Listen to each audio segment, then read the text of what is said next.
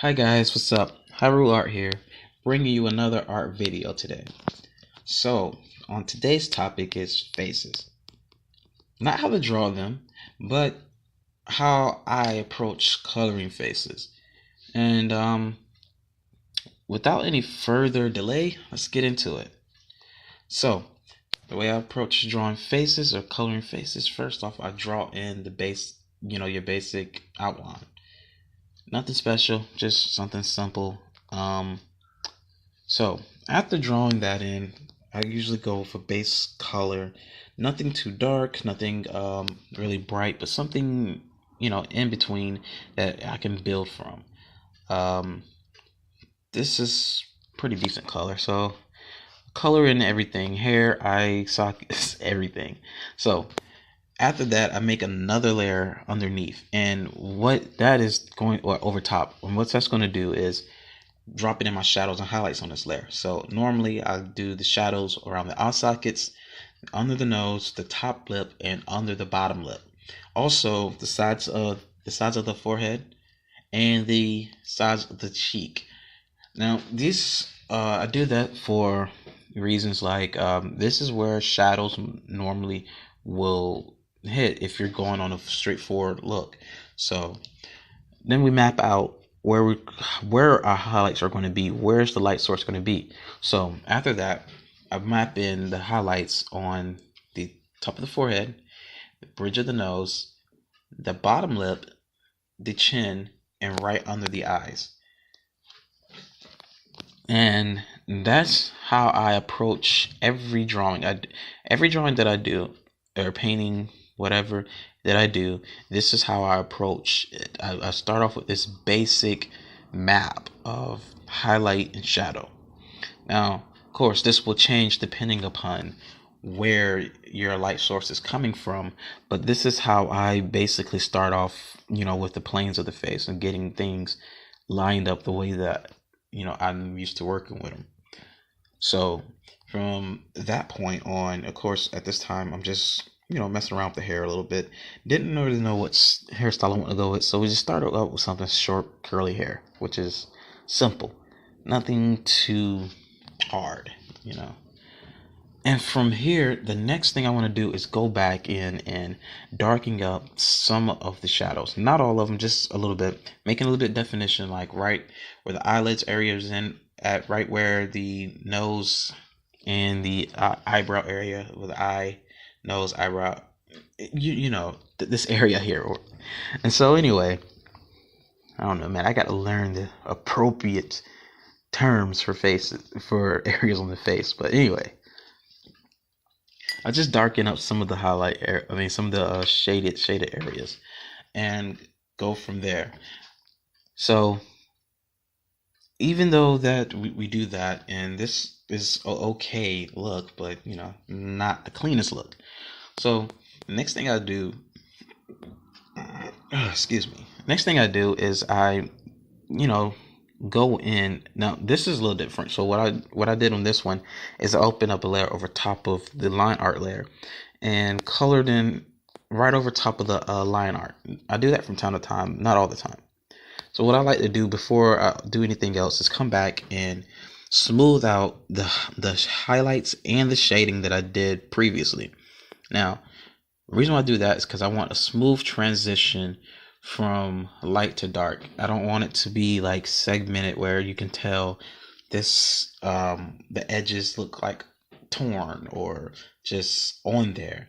And you have that different parts where one shadow is brighter than the other part of the shadow, but it just doesn't look right. So what I normally do is just smooth those areas out. But when I do that is really I keep everything it is, and I just smooth the edges to where the edges are smoothed, and I bring the light and the dark together, and smooth them out, and it gives you that good transition from light to dark without it actually looking like there's lines or sections that just do that.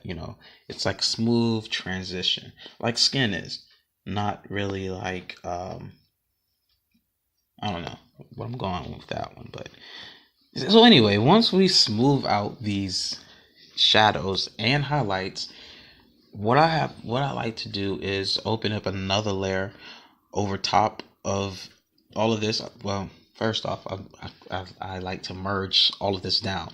So once we merge all that down, open up another layer, and this other layer is going to be color dodge layer. And so with the color dodge, I love color dodge. Color dodge layer is I take the eyedropper and I pick the base color from where I've already did already, and just go back over it, the highlights, right? And so it's going to be extremely lighter. You can see instant at an instant you can see the change, the difference, where the area where you thought it was light, I mean, it's not as light as you thought. But I do this to help build the highlights and to give it more depth.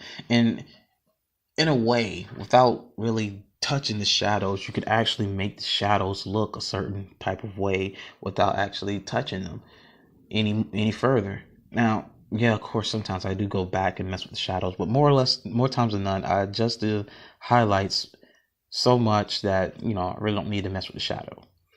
So anyway, this part, just messing around with the eyes, trying to get things looking a certain way.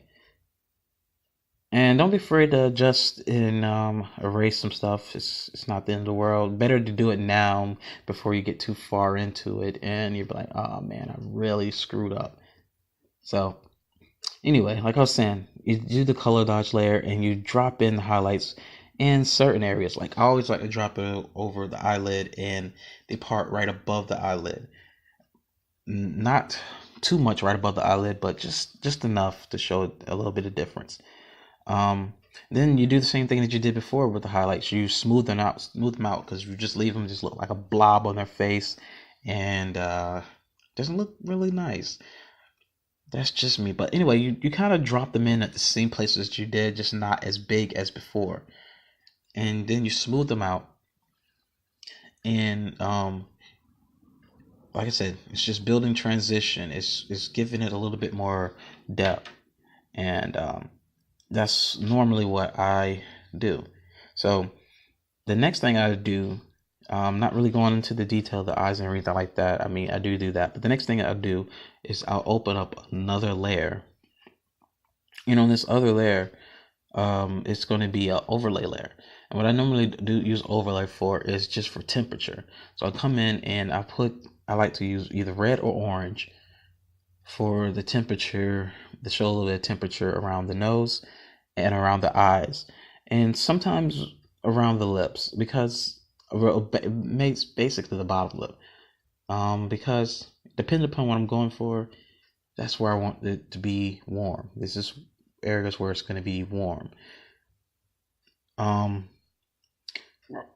Excuse me. So that's normally what I do. And then after that, I normally just come back and I will. Well, this is practically the base of everything. This is how this looks. This is basically how I would end up finishing it. So once it looks like that, I'll go in, do some more highlights, smooth them out. I come back with I don't create a new layer or anything like that. I kind of merge everything down, right?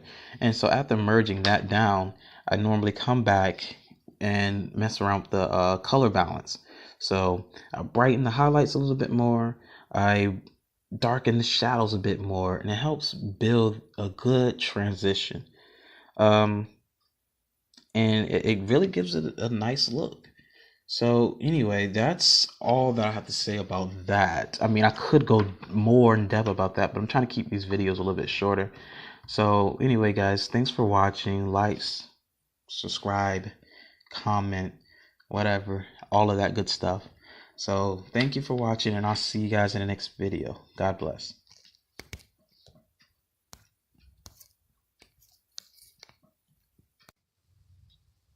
Hi guys, what's up? Hyrule Art here, bringing you another art video today.